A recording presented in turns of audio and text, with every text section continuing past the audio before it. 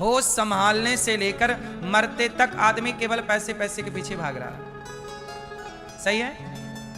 पैसे के पीछे कब तक भागना चाहिए? पैसे के पीछे भागना चाहिए, पर कब तक?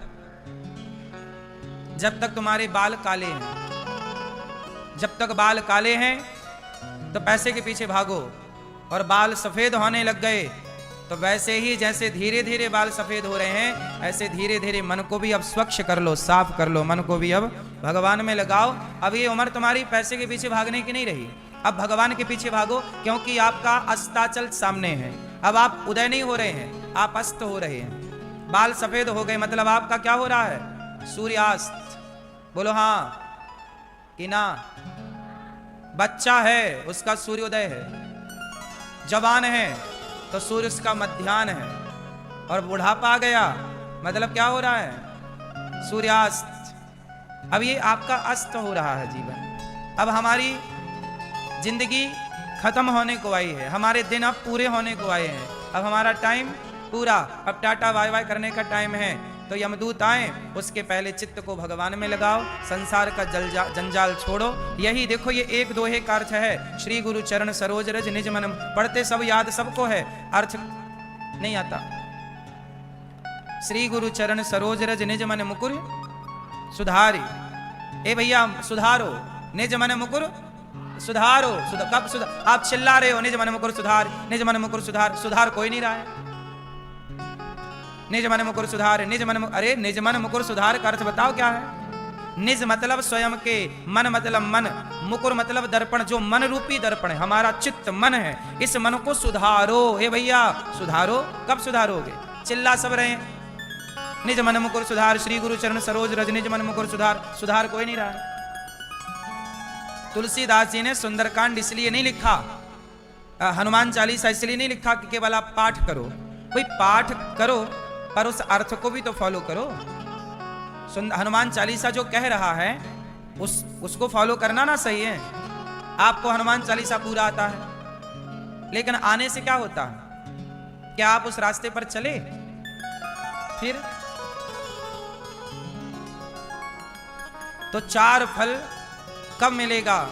जब भगवान की कथाएं सुनोगे, भगवान में चित्त लगाओगे। और सुनो, बुद्धिहीन तनु जानी। हे हनुमान जी, हम कौन है? बुद्धिहीन। देखो, कुएं में जब बाल्टी जाती है ना तो खाली जाती है, यदि भर के जाएगी तो लाएगी क्या? तो भगवान के मंदिर जाओ तो ज्ञानी बनकर नहीं किया जाए तो ये सही भी है। अच्छा ये बताओ, काम क्रोध लोभ मोह ये सही है कि बुरे हैं? बोलो, ये सही है कि बुरे हैं? ये सही भी है और बुरे भी हैं। अब सही कहाँ है और बुरे कहाँ हैं, इसको भी समझ लेना बहुत आवश्यक है। क्योंकि सब लोग कहते हैं काम बुरा, क्रोध बुरा, लोभ बुरा। नहीं, ये बुरा तो है, पर कहाँ बुरा है, किस एंगल से, किस क्षेत्र में बुरा है, ये सही भी तो है, पर सही कहाँ और बुरा कहाँ? आओ इसे जरा समझने की कोशिश करें। देखो, बात करते हैं काम की। यदि आप पराई स्त्री को देखते हो, पराई मर्द को देखते हो, तब तो ये काम बुरा है। पर आप केवल अपनी पत्नी को देखते हो, अपने पति को देखते हो, और अपने पति और अपनी पत्नी के सिवा आप किसी और को नहीं देखते, तो आपका काम सही है, क्योंकि उसी काम से संतान पैदा होती है। पर अपनी पत्नी और अपने पति तक यदि आप सीमित हैं, तब वो काम सही है। हाँ या ना? रावण अपनी मंदोदरी के साथ रहता तो क्या बुराई थी? पर रावण अपनी मंदोदरी को छोड़कर, अपनी पत्नी को छोड़कर दूसरे की पत्नी को देखता है, तब ना रावण का सर्वनाश हुआ। रावण ना जाता सीता मैया को चुराने तो क्या रावण का सर्वनाश होता? तो काम बुरा तब बन जाता है जब आप अपनी वासनाओं के चक्कर में मर्यादा की रेखा पार कर लेते हैं। इसलिए कहता हूं कि मर्यादा में रहो। काम जरूरी है, पर मर्यादा में रहकर। किसके साथ? पत्नी और पति के साथ, बस। क्रोध जरूरी है, पर कितना? उतना क्रोध जितने गुस्से क्रोध से बच्चे पढ़ने बैठ जाएं। क्रोध करना चाहिए, पर उतना जितने क्रोध से बच्चे पढ़ने बैठ जाएं, जितने क्रोध से व्यवस्थाएं बन जाएं, उतना क्रोध सही भी है, क्योंकि क्रोध व्यवस्था बनाने में सहयोगी है। कोई काम नहीं कर रहा, डांट दो, क्यों रे काम नहीं कर, एक मारूंगा थप्पड़, तो वो काम करने लग जाएगा। तो क्रोध क्या करता है? व्यवस्था बनाता भी है, और कई बार क्रोध जरूरत से ज्यादा कर लेने पर व्यवस्था बिगाड़ देता है। तो जो मर्यादा के भीतर है वो हर चीज सही है। काम भी सही है यदि मर्यादा के अंदर है तो, क्रोध भी सही है यदि मर्यादा के दायरे में है तो। बात सही है कि गलत है? काम, क्रोध, लोभ भी सही है। लोभ कितना करें? अरे जितने में दाल रोटी आ जाए, रोटी कपड़ा मकान, इतना लोभ कर लो कि भाई आपका मकान बन जाए, रोटी भरपेट आए, कपड़ा आए, बच्चे पढ़ लिख जाएं, रोटी कपड़ा मकान शिक्षा, ये हमारी जरूरतें पूरी हो जाएं, बस इतना लोभ बहुत है। बाकी लोभ भगवान की प्राप्ति का करो, वृंदावन जाने का लोभ करो।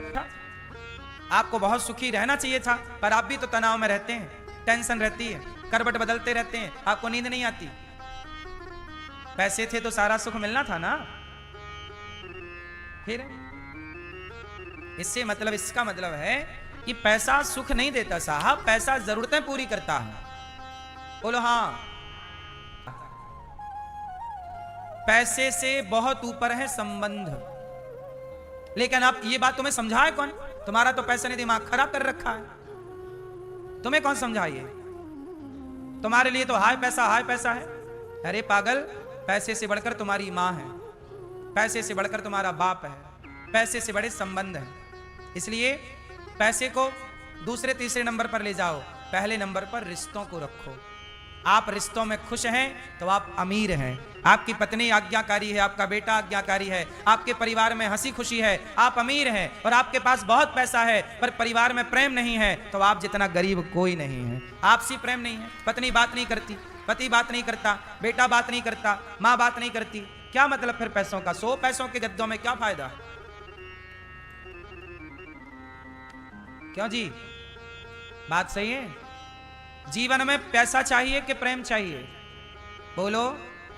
अरे जिन पति पत्नी के प्रेम है ना, उनका जीवन पेड़ की छांव में भी गुजर जाता है। और जिनके अंदर प्रेम नहीं होता ना, तो दुनिया का अमीर आदमी है बिल गेट्स, उनके भी तलाक हो जाते हैं। प्रेम ना होने से पैसा काम नहीं आता। लेकिन एक बात निश्चित मानो, राम सीता का प्रेम था तो 14 साल गुजर गए जंगल में। बोलो हाँ, सही है? पति पत्नी में प्रेम हो तो पेड़ की छांव में जिंदगी गुजर सकती है। यह बात सही है कि गलत है? बच्चे आज्ञाकारी हों, बच्चे